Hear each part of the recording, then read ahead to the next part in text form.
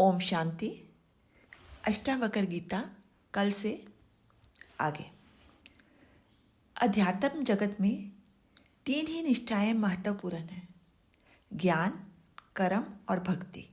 तथा मनुष्य में 2 प्रकार के व्यक्तित्व होते हैं, अंतर्मुखी तथा बाहरमुखी। बाहरमुखी के लिए कर्म व भक्ति मार्ग अनुकूल पड़ता है तथा अंतर्मुखी के लिए ध्यान। बाहरमुखी को ज्ञान या बोध का मार्ग समझ में नहीं आ सकता। अष्टावक्र की पूरी विधि सांख्य की है, जिसमें करना कुछ भी नहीं है, अक्रिया ही विधि है। बोध या स्मरण मात्र पर्याप्त है। यदि ये जान लिया कि मैं शरीर, मन आदि नहीं हूँ, बल्कि शुद्ध चैतन्य आत्मा हूँ, तो सारी भ्रांतियाँ मिट जाती हैं। वह यही मोक्ष है।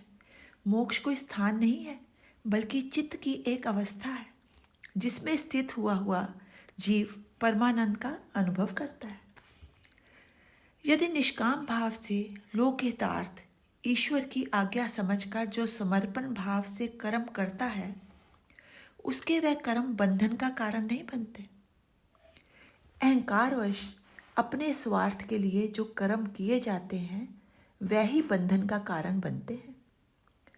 अष्टावक्र का उपदेश केवल मोक्ष प्राप्ति की इच्छा रखने वाले मुमुक्ष व्यक्तियों के लिए ही है।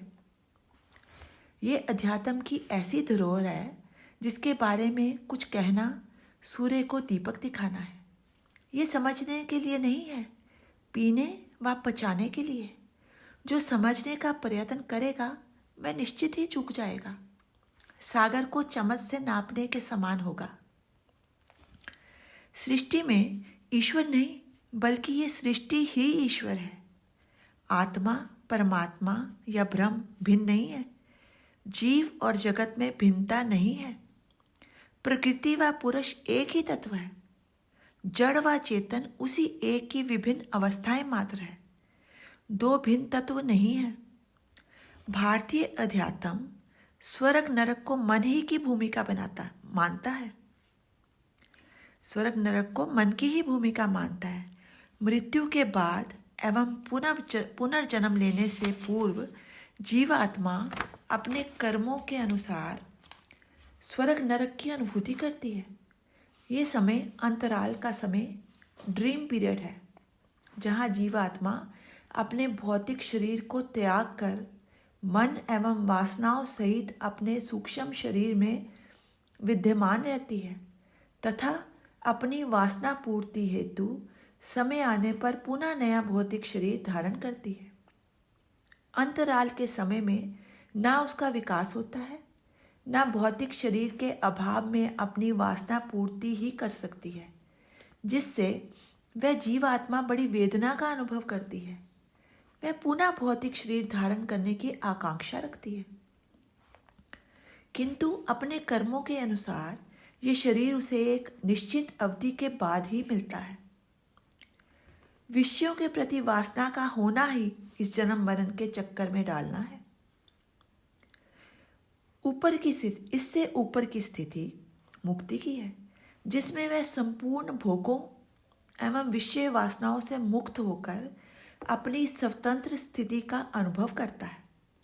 इसमें वह जन्म मरण के बंधन से मुक्त हो जाता है।